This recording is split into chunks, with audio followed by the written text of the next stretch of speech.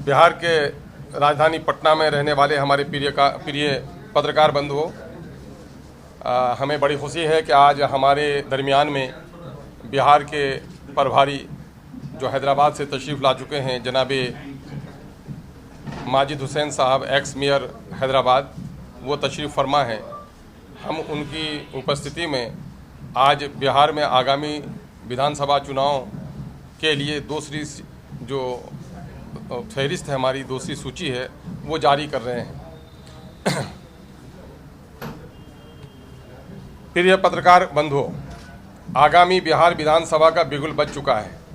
ये IMIM बिहार ने press के माध्यम से प्रदेश कार्यालय किशनगंज से दिनांक 11/6/2020 को बिहार के 22 जिलों के 32 विधानसभा क्षेत्रों की प्रथम सूची जारी कर दी है। आज हम आपके माध्यम से 18 चिन्हित विधानसभा क्षेत्रों की दूसरी सूची जारी कर रहे हैं। विभिन्न जिलों में संगठन विस्तार और सर्वे का काम जारी है। शीघ्र ही तीसरी सूची जारी कर दी जाएगी। बंधुगण, आप लोगों को पता है कि हमारी पार्टी ने BJP JDU की साझा सरकार के खिलाफ समान विचारधारा की पार्टियों को एक गठबंधन बनाने की पूरी पहल करती रही है, परंतु NDA के विरुद्ध बिहार की बड़ी पार्टियों के द्वारा बने गठबंधन में हमें शामिल होने का अवसर नहीं दिया जा रहा है।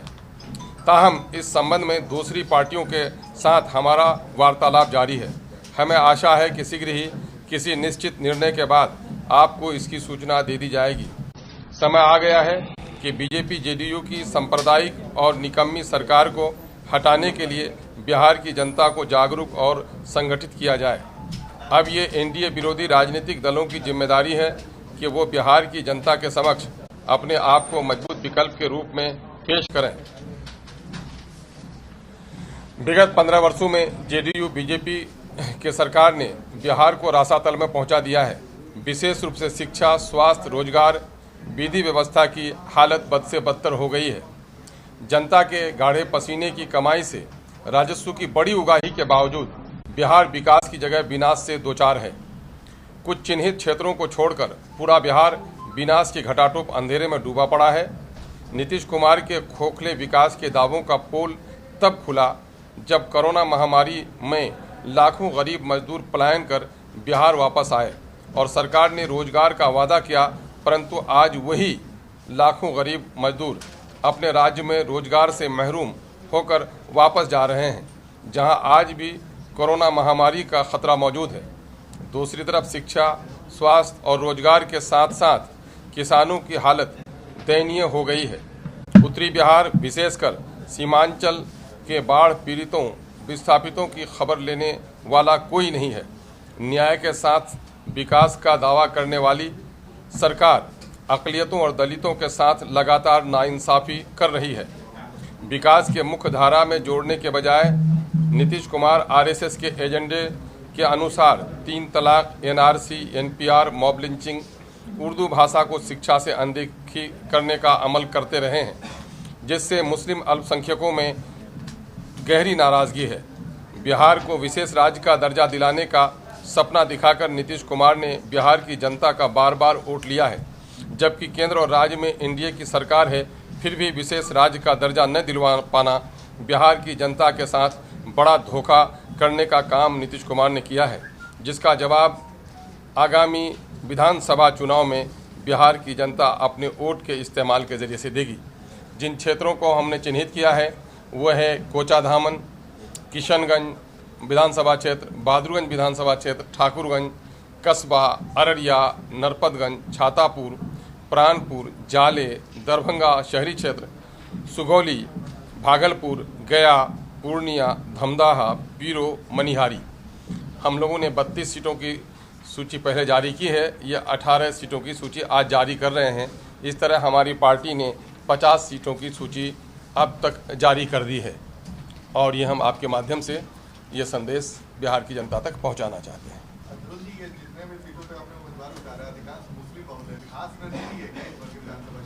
नहीं, शायद आपने इन 32 सीटों के बारे में सही तौर पर अध्ययन नहीं किया है। इसमें SC की सीट भी है, BJP की सीट भी है, मुस्लिम बाहुल्य भी है और जहां पर मुस्लिम कम संख्या में है वो तमाम तर सीटें हैं। हमने सीटों का चयन करते हुए अपने संगठन के मजबूती को देखा है, जहां हमारा संगठन मजबूत हुआ है वहां हमने उस सीटों का चयन किया है। हमने हाँ, जाहिर है कि हमारा जो आधार वोट है वो लोग जो लोग वंचित हैं, शोषित हैं, पीड़ित हैं, तो जाहिर है कि मुस्लिम अल्पसंख्यकों और दलितों का क्षेत्र ज़्यादा पिछड़ा और अनदेखी का शिकार हुआ है और वही लोग इंसाफ के ज़्यादा तलबगार हैं, इसलिए हमने उसे प्राथमिकता दी है।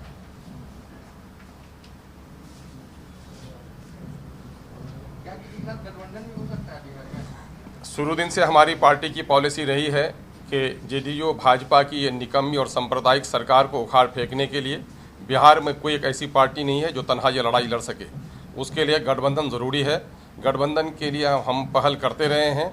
जेडीयू भाजपा के खिलाफ जो भी गठबंधन बने, हम उसको शामिल करने के लिए, उसमें शामिल होने के लिए दिल दरवाज़ा दोनों हमारा खुला है। एनडीए में लोजपा भी है, आपने लोजपा का नाम नहीं दिया है। लोजपा बिहार का सवाल, लोजपा बहुत कम तादाद में है वहाँ पर, लेकिन असल जो पैतरा बिहार की जनता के साथ जो फ्रॉड किया है, लोजपा की हैसियत बिहार में बहुत ज़्यादा नहीं रह गई है। बिहार के वर्तमान सरकार में मैं चूँकि निशाना इसको बनाया हूँ, नीतीश कुमार ने भाजपा के साथ मिलकर आरएसएस और भाजपा के एजेंडे को बड़ी मजबूती से यहाँ पर नाफिज किया है।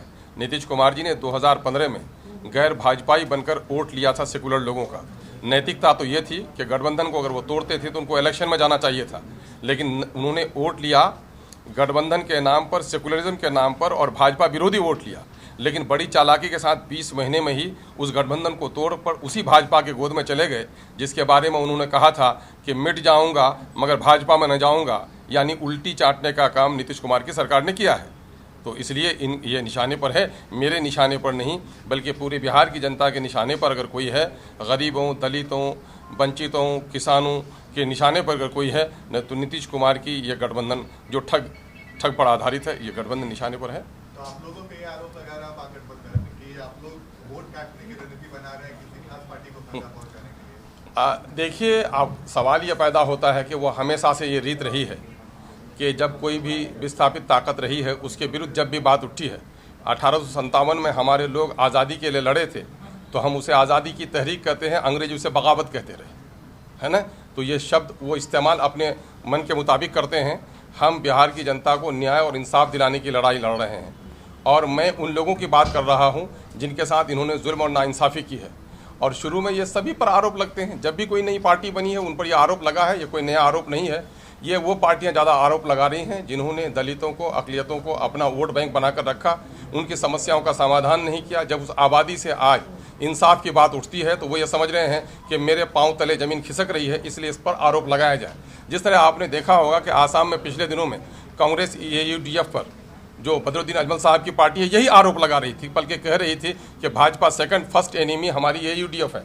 लेकिन आज उसी AUDF बदरुद्दीन अजमल के साथ कांग्रेस जाने पर मजबूर है। तो ये लोग पहले दबाने का प्रयास करते हैं, लेकिन जब उस समुदाय की लीडरशिप उठ जाती है तो फिर नाक के बल उसके दरवाजे पर हाजिरी भी देते हैं। क्या पप्पू यादव के साथ भी गठबंधन हो सकता है? वो भी एनडीए का विरोध कर रहे हैं। जदयू भाजपा के विरुद्ध जो भी ताकत आए उसको एकजुट करने का प्रयास हमारा है। पप्पू यादव से परहेज नहीं है, ये कह रहे हैं। यकीनन है कि भाजपा और जदयू के खिलाफ जो भी लड़े उसको साथ आना चाहिए। परहेज कर रहे हैं। नहीं, परहेज का मसला नहीं है। मामला है कि हमारा सबसे पहला टारगेट है जदयू भाजपा की सरकार को उखाड़ फेंका जाए। उसके लिए जो भी लोग आए साथ में आना चाहिए। इसके लिए आरजेडी के साथ आप लोग जाएंगे क्या? आरजेडी के साथ और महागठबंधन? भाई हम लोगों ने तो दरवाज़ा अपना खुला रखा है, दिल भी खुला रखा है। हम लोगों ने साफ कह दिया है ना। ये अब उन बड़ी पार्टियों की जिम्मेदारी होती है वो किसको किसको साथ लेते हैं। चूँकि मामला ये है कि जो लोग अपने आप को आज महागठबंधन की बात करते हैं वो भी दलितों की, अक़लियतों के मसाइल की पूरी लड़ाई नहीं लड़ पाते हैं, बल्कि कहीं ना कहीं एनडीए वगैरह जो नाइंसाफ़ी करती है उसका कहीं ना कहीं हिस्सेदार बन जाते हैं, कहीं कहीं मुँह चुप्पी साध लेते हैं। इसलिए वो लड़ाई धारदार जब तक नहीं हो सकती है जब तक कि उस समुदाय के लोगों की शमूलियत उसमें नहीं हो।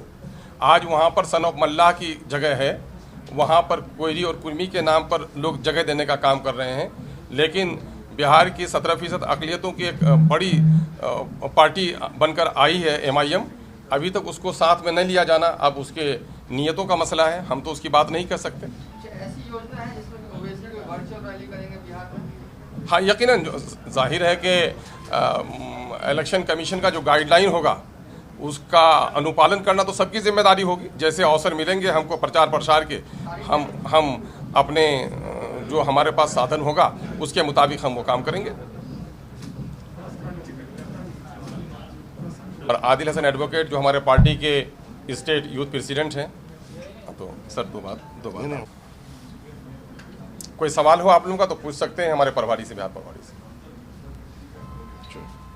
क्लोज बातचीत हुई है क्या किसी पार्टी से, कोई कांग्रेस से या फिर आरजेडी से किसी से बातचीत हुई है? हम हर तरफ पहल कर रहे हैं सर, पर हमें जो दिख रहा है फिलहाल कि ये लोग हमारी कभी हक में बात नहीं करें और हमारे हक में कभी साथ नहीं दिए। जिस तरह अख्तर उल ईमान साहब ने कहा, हम पे सिर्फ इल्ज़ाम लगाते हैं मगर हमें साथ लेने के लिए ये लोग अभी तैयार नहीं हैं।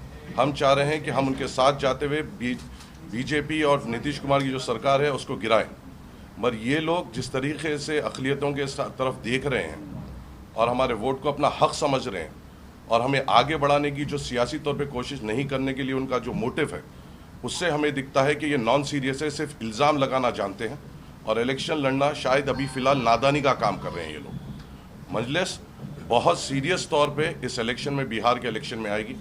असदुद्दीन अवैसी साहब के कई रैलीज़ यहाँ पे होंगे।